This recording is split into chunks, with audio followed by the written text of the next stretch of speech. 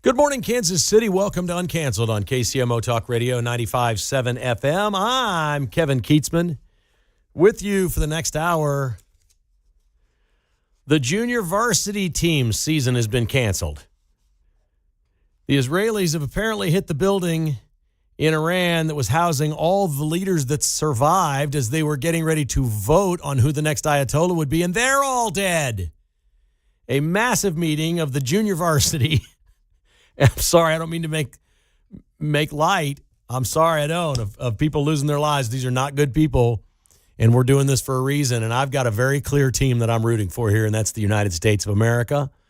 So let's go get them, boys and girls. And if we're going to do this, let's do it right. The JV has been eliminated. That's my favorite line yet.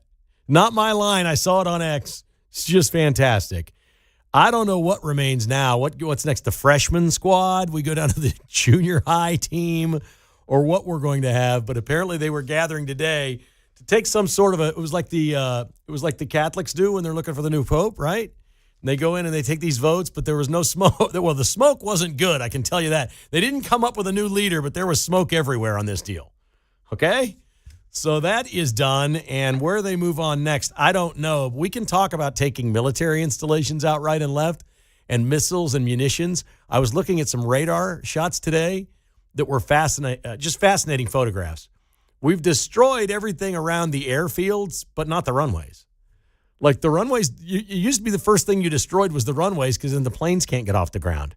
We're leaving the infrastructure there. Like, okay, we'll let you rebuild, but it's got to be under the right conditions. They're not blowing up the runways. I've never seen anything like it. They're like, well, we took the planes out and the hangars out, so we really don't care if the infrastructure is here. This is a whole different kind of conflict that we're seeing. We got a good show lined up for you today. We've got United States Air Force retired commander, the 139th Airlift Wing in St. Joseph, Missouri, Colonel John Cluck will join us at 10:30. I've known Colonel Cluck for many, many, many years, and we will talk about the largest air attack ever. I tried to get him on yesterday. He's flying some for Southwest now in his retirement, which for an Air Force guy, is that not kind of boring work? Like after you've flown the fighter jets and all the stuff, it's a little bit boring shuttling people around Oklahoma City or something. I mean, I don't think I'll ask him that, but he's just a great guy, and he knows all about this stuff as the retired commander of the Airlift Wing. So I can't wait to have a discussion with him today on how we collaborate and communicate for something like this in Iran, something that we've never seen before. You are either lucky or unlucky today that, on yesterday's show, I did not get to Pastor Adam Hamilton, and I'm not going to get to him today, I don't believe, because I might need a whole show.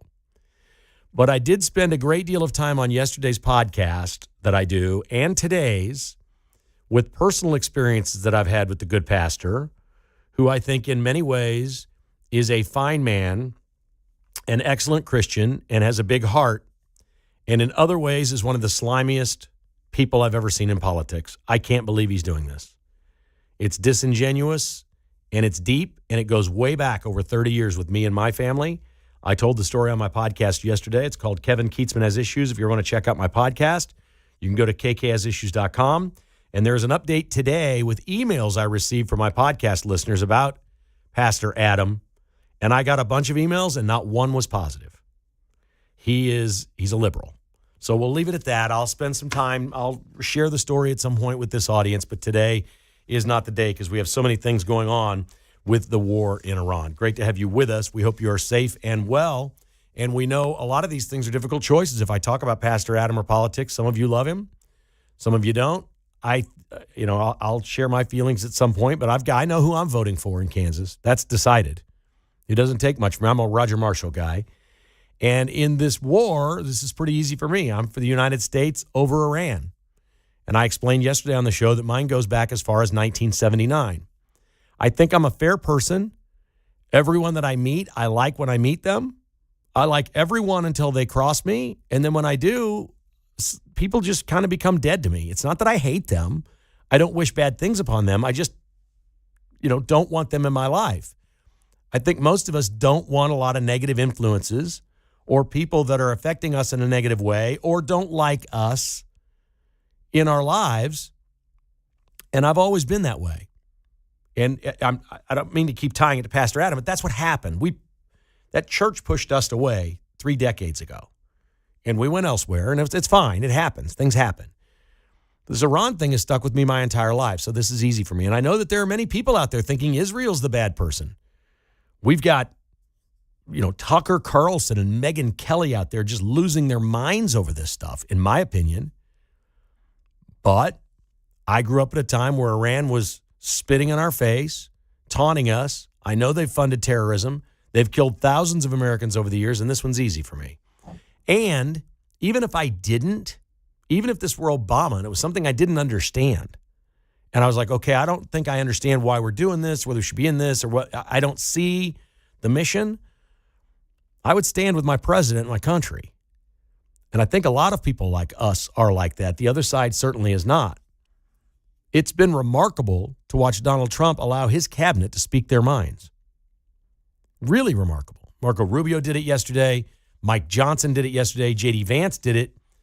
And then we have the Middle East Special Envoy, Steve Witkoff, who basically unloaded some amazing information, if you have not heard this yet, on why we needed to act now, that there was an imminent threat.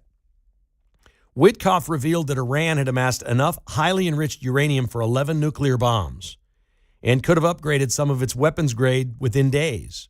A realization, he said, underscored the urgency of Operation Epic Fury. Quote, they have roughly 10,000 kilograms of fissionable material. It's broken up into roughly 460 kilograms of 60% enriched uranium, another 1,000 kilograms of 20% enriched uranium, and the balance is at 3.67, Witkoff said Monday. They manufacture their own centrifuges to enrich this material, so there's almost no stopping them. They have an endless supply of it. Witkoff said 60% enriched uranium posed the most immediate threat, warning it could be brought to weapons grade, 90% enrichment in 1 week to 10 days at the long end, on the outside. The 20% could be brought to weapons grades inside 3 to 4 weeks. According to Witkoff, uranium negotiators did not dispute the figures during talks and instead viewed their nuclear capability as their leverage with the Americans. In that first meeting, Witkoff said, both of the Iranian negotiators said to us directly with no shame that they control 460 kilograms of 60% and that they were aware that they could make 11 nuclear bombs. That was the beginning of their negotiating stance. They were proud of this. They were proud that they've evaded all sorts of, inspections and violations and rules and oversight protocols to get to a place where they could deliver 11 nuclear bombs. We discussed with them 10 years of no enrichment whatsoever and that we'd pay for their fuel. We'd keep buying fuel for them to keep them a wealthy country. It was flatly rejected. The refusal, he said, signaled to U.S. officials that Tehran no longer had any intention of dismantling any of its nuclear program, and the strike was ordered a day later. That's that, folks. Now, I just read you a lot of detail for people like you and I that didn't study this in college, and we're not physicists or nuclear scientists or whatever. And you heard all this. This is Steve Witkoff. He's the special envoy. He's the negotiator at the table. And the people running around criticizing that there was no imminent threat. You think Witkoff just makes these numbers up? I've never heard so much detail of what they knew about what Iran has and what Iran was saying at the negotiating table and bragging that they could make 11 nuclear bombs and thinking it was their leverage. Now, if you think that's some kind of concocted, drawn-up lie by the Trump administration, good for you, because I ain't got that in me. I could sit around all day with an empty Big Chief legal tab and not come up with something like that. All my number 2 pencils in the world, I can't come up with that. I don't know what all that is. But we knew it, and they admitted it. Not only did they want to admit it, they wanted to brag about it in the meetings. Bomb the living daylights out of them. That's easy. They're sitting across the table giving you the same twisted taunt that we got in 1979 when they took hostages, toying with the United States of America, thinking we have the capability here in another couple weeks to have 11 nukes. And that's our leverage, and you're scared of us now, and you're not going to do anything. Really, let's wait. It's been 47 years. This is not a forever war. This is the end of the forever war. 47 years we've been warring with Iran. Actually, they've been warring with us because most of our presidents and politicians have been too spineless to do anything about it until now. I don't know what the government's going to look like in Iran. I don't know how peaceful the people is going to be. And I don't know if this brings world peace or peace in the Middle East. I don't know what China's reaction will be. I don't know what Russia's reaction is going to be. I don't know a lot of these things. But what I know is, in very short order, in a few weeks, we don't have to worry about Iran funding terrorism and flying airplanes into New York City buildings. We don't have to worry about these giant terror plots being financed from Iran and the access to thousands of missiles that they can lob to all the countries very close by and our air bases that are stationed there. That threat's almost gone now, but I can't imagine what it's going to be in a week. They say the biggest fury is yet to come. We have taken out some, 1,500 targets already in 2+ days? Sensational work. It's an absolute tragedy that we've lost 6 American military personnel. It breaks my heart. It's terrible. These were people that were clearly stationed in the most dangerous place in the world. I believe Mike Johnson, when he stepped out of the meeting yesterday, the security meeting where they were briefed on all this, and he said, if we had waited for them to strike first, we would have had, quote, staggering losses of American life, unquote. And I think that's right. In the middle of the night one night, if Iran goes first and they lob 2,000 missiles in the air, we're not picking them all off. We're not. Striking first was the right call. I think history will show that. I don't think it's taken us long to figure that out. We're stopping so many of the things that they're flying up in the air, but we're not stopping all of them. Can you imagine if they'd gone first? Can you imagine what we've taken out to this point? If they just said go, all synchronized, and because it was going to be suicide for Iran no matter what. When they launched and did it, they knew it was the end of the Ayatollah. They knew it was coming to an end, but they've felt that from their own people. They've had revolution in their own country. They knew that their regime was slipping. And desperate terrorists do what? They just hit the red button and say, send them all. Everything we got, send it all. We're going to die anyway. And then they're martyrs, and the virgins await. You can't negotiate with these people. What we're doing now is the only thing that you can serve them, and that is justice for the murder and the mayhem and the destruction they have caused the United States of America. And I'm not talking about Israel, and I'm not talking about other countries. I'm talking about us. 913-408-7957. If you'd like to join us, this is Uncanceled on KCMO Talk Radio.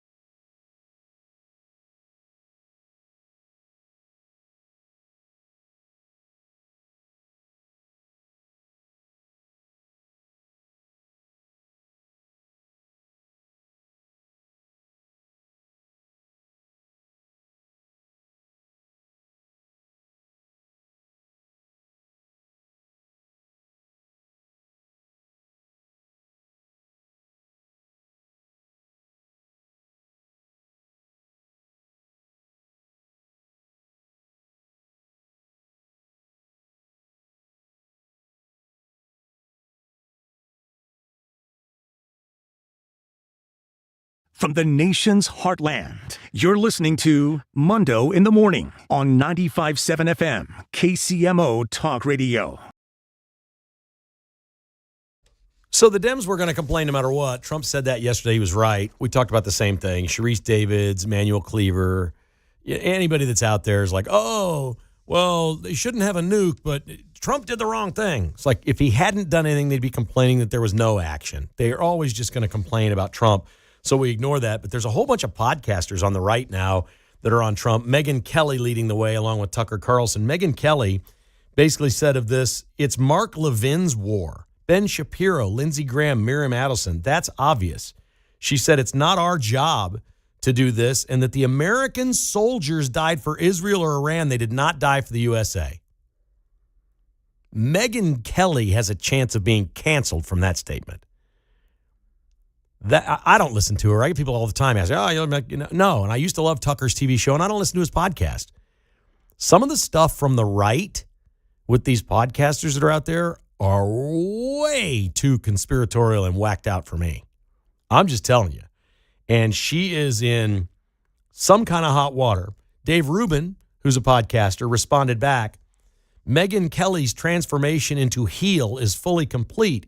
Imagine thinking Trump doesn't make the decisions, and somehow he, JD, Rubio, Hegseth, etc., were tricked into this by podcasters and radio hosts. The Botox isn't supposed to go directly into your brain, lady. And from a user named Cat Turd, who everybody seems to know on the right that follows social media, always remember the first Trump derangement syndrome, never Trump loser, was Megyn Kelly.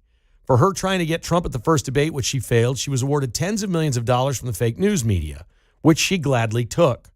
Her cringe show ultimately failed. They even had her dancing on the table to woke cringe BS. Once Trump won again, she suddenly was all in on Trump with her podcast, and now she's turning on him again. This flip-flopping, stone-cold loser will do anything for a buck. Dance, Megyn, dance, you insufferable grifter. Dance, Megyn, dance. Wow, that's a whole bunch of Trump people are upset with Megyn Kelly and Tucker Carlson, and I understand why. Because they're sort of, in a weird way, acting like Democrats. They were going to hate, no matter what Trump did, they were going to hate it. They all agree Iran is bad, but this is bad too.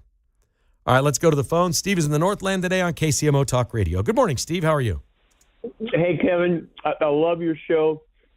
Now, the first thing you started out with was this Adam, this pastor that have you attended his church, by the way? I did. I've got a very long story to tell. Today isn't today.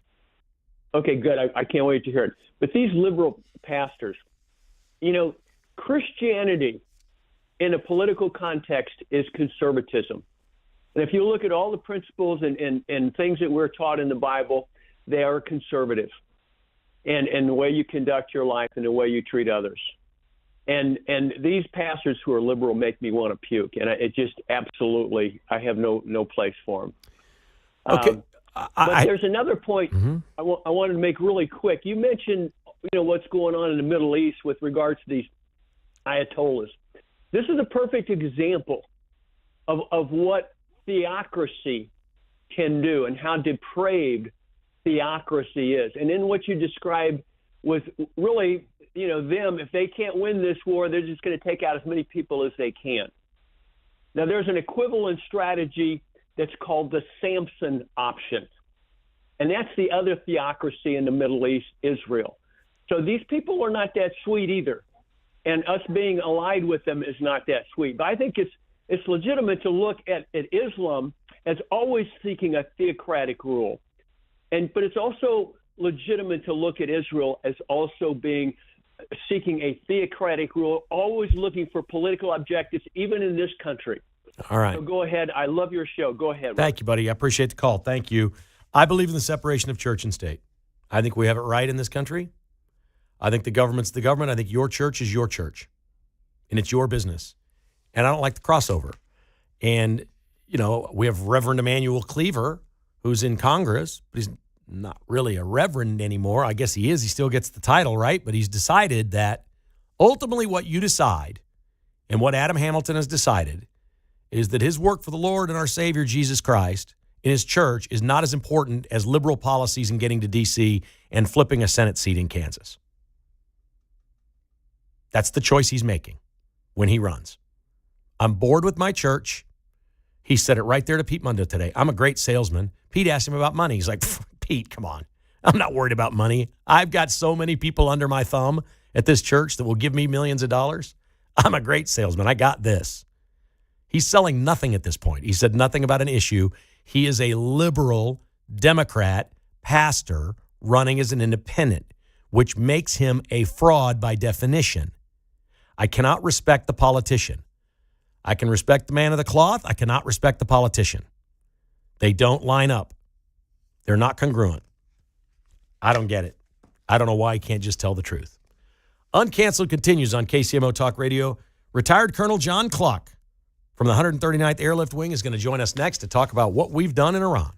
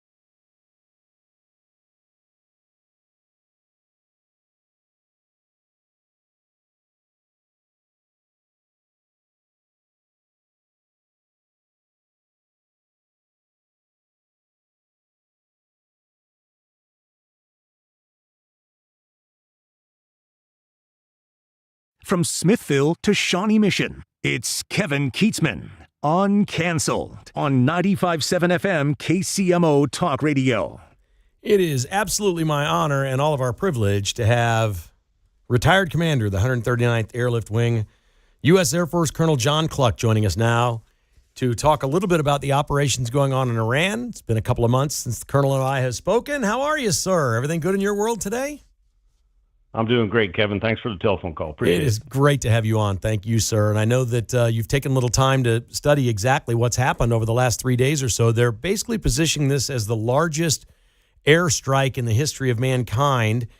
I guess it's been a couple of thousand targets we've hit already. How can you describe for me how much bigger this is than other things we've done, and how difficult is this to execute? Well, I think the biggest thing is that, you're coordinating with the total joint force. So the Navy launched all the Tomahawks right off the start to soften their air defenses.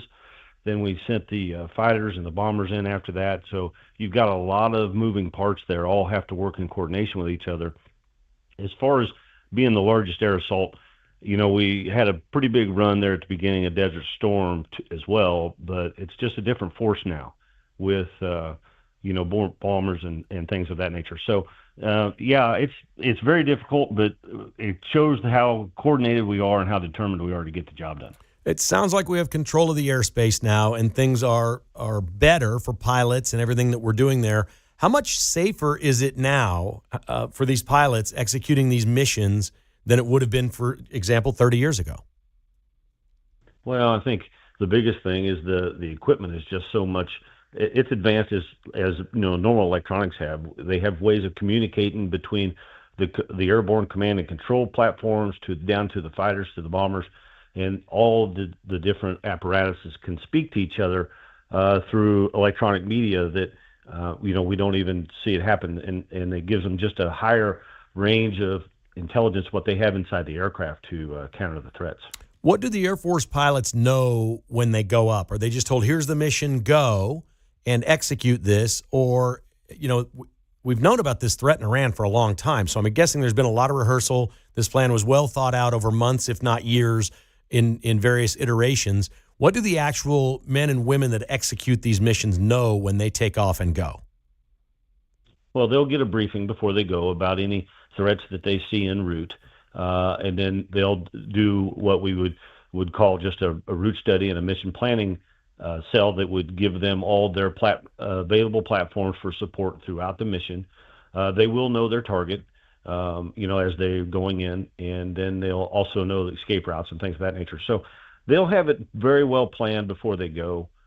Plus, they'll also have the ability to get real-time intel data downloaded to their aircraft to change any, part of the mission they need to do. Last summer, the B-2s from right here in Missouri went and took out the nuclear location. We saw that. It was just a spectacular mission that the Midnight Hammer last summer. They're involved in this again. Is it your understanding, does this just kind of rotate? We know they go on 37-hour missions. They drop their payloads. They come back. Does that mean when they're coming back, some more B-2s take off, or do they all go at once? Typically, how do we use the B-2s in a situation like this? Well, from what I've been seeing online is that we used the B-2s one night, and then we rolled in with the B-1s after that. So I assume just due to the different target sets that they'll have, they might need different platforms and different needs. Clearly, you send the B-2s early because of their stealth capacity and characteristics. The B-1 doesn't have that as well. So I've even saw yesterday that they're talking about maybe doing some B-52 bombing now. We used the B-52 a lot during the run into Afghanistan right off the start, and if we can bring that platform back and get it in there as well. I'm sure that the B-2s are sort of, when some get back, I'm sure they're also preparing and to send the next wave out. But I know that they're bringing all three platforms into the fight. Every answer to this question may be subjective, but is flying the stealth, the B-2 stealth, the best pilot job in the Air Force? It depends on the person, right? So one person would think yes, absolutely. Another one would want to fly the F-35. Another would want to fly the F-22 and different platforms that we have out there. The B-2 missions are long, very, very long. And, it takes a certain type of person that can stay that focus for that long of a period of time. 37 hours, day and a half. That's tough. We're talking with retired commander of the 139th Airlift Wing in St. Joe, U.S. Air Force Colonel John Cluck. What about you? What if you had your preference today? If you were 28 years old again and could fly any one of these missions, what would you choose? Well, when you're young, you think everybody wants to go fast with their hair on fire, so it'd be hard to turn down a 35 or an F-22.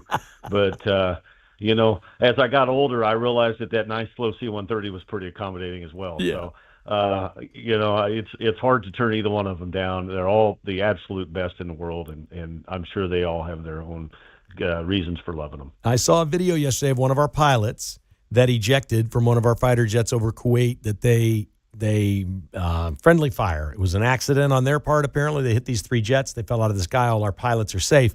And the man has an iPhone and he's walking through this deserty area and the pilot's standing there and is like, "Hey, I'm friendly.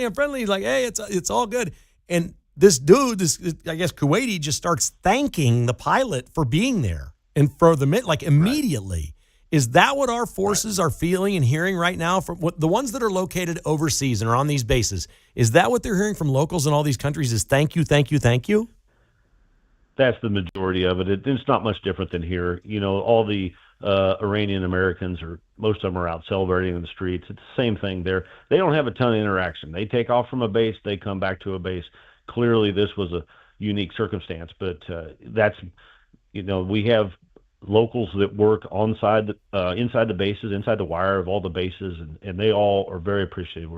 They have been living through this regime for years and years, and they know what the threat is. So they understand it and appreciate the sacrifices our folks are making. So when these planes were hit with friendly fire, they've not really said exactly what happened there. I'm on X and stuff a lot, and people are making fun of the accident that, because nobody died. Okay, we lost planes. We can build new planes.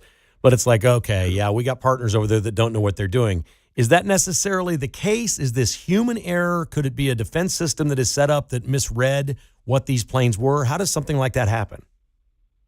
It probably is human error. You can understand they're all very heightened sense right now. So they should have been projecting some things from the aircraft that the people on the ground should have known that was actually friendly aircraft. But you can understand that they're worried about the threat of the Iranians coming after them too. So I'm sure it's human error. They were shot down by Patriots from the Patriot missile batteries, which we have those all around. These were Kuwaiti ones, clearly. But, I'm sure that somebody probably just got a little bit anxious and was worried and got ahead of himself. Okay, and that's where adrenaline and calm and nerves and steel and all those things come in as a factor. As an Air Force pilot or any of our military pilots that we have around the globe that are serving here, or if you're on one of the battleships, out in the Gulf or whatever it may be, how does the military train people for situations that are clearly not training? Okay, I've talked to enough people in sports my whole life that, like, you line up in the playoffs, you've never been trained for that. All right, you're now in a moment that's bigger than it's been. How do we prepare our personnel for moments like this so there is no panic and they can control the emotion and the adrenaline? Mostly just through practice, clearly, just like anything else. We also try to do exercises that advance the level of threat we try to expose our members to, different inspections and exercise type of things to try to simulate the situation they could be in. For instance, we knock out some of their radio communications. We take away some of their navigational skills. We do these sort of things to sort of keep them on a little more heightened edge the whole time throughout the training apparatus. And honestly, that's why if you're out by Whiteman, or you're up north by St. Joe, or even over in Topeka, and you see the planes take off, and you think, well, why are they flying all the time? That's exactly why. They have to be ready for the day we need them. It can't be it needs to be second nature to them, just, immediately happen. Okay, so they say something bigger is coming. Any idea what that is? I mean, Rubio has said it. Trump has said it. We've got something planned here. They want to be out within a month. We'll see if that can happen. But he also said they thought it would take a month to get the first 40 people out. They got 49 on one strike in one building. The Israelis hit another building today where they were congregating to vote and try to find a new Ayatollah. The new Supremes were in their meeting, and they're gone. So the JV team is gone. As I joked at the start of the show today, they're gone. what bigger could possibly be coming? Aren't we hitting them really hard? We're hitting them pretty hard. I know we got a lot of stuff to play with, but sure seems like they pulled them all out. I don't know. I've been fascinated to learn how they've been using these one-way attack drones, and I think they're called Lucas drones or something like that. But how they're using them to get the Iranians to expend their arms on something that really doesn't matter to us.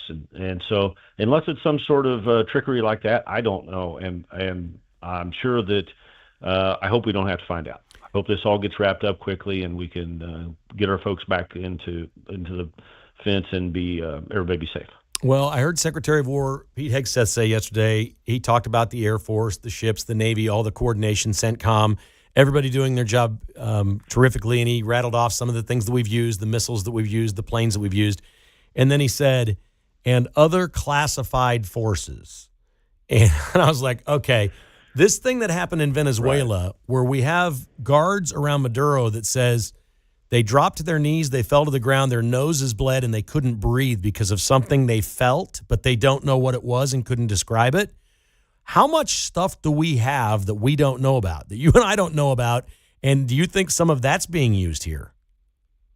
Well, I certainly think they have it ready to be used.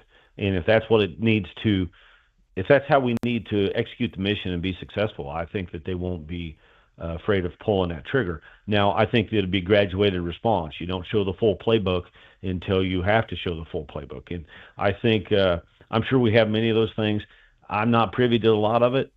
So I'm not as educated as I should be on that, but they've, I think it's done a lot for the rest of the world to say, maybe we need to leave them alone for a while. You are retired. It's okay to not be up on all this stuff. Colonel John Cluck is our guest today, United States Air Force retired.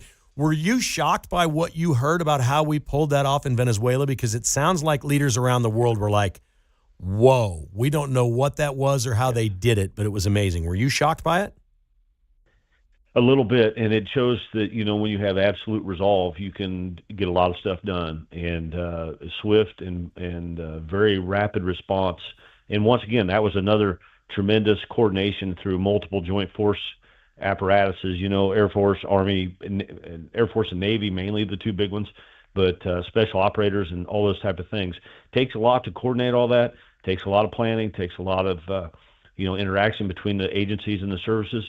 And I think it's incredibly exciting that we have gotten to a point now where we know we can do it. And I think the Venezuela thing was a little bit of a run-up to maybe a little bit of a practice for what we're dealing with now. Has Donald Trump changed the engagement of conflict? Because, I'm not an historian, I don't know, but it seems to me like most of the conflicts through time has been leaders of countries or armies or whatever sitting in ivory towers and people on the front line. We're seeing this right now in Ukraine and Russia.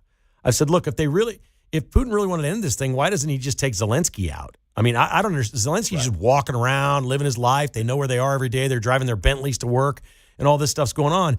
Trump's like, we're going to extract Maduro. We're going to kill the Ayatollah the first day. We're not doing this. We're not doing this war. I'm going to take you out. You've tried to kill me, and now I'm going to kill you. Is he changing the art of engagement here?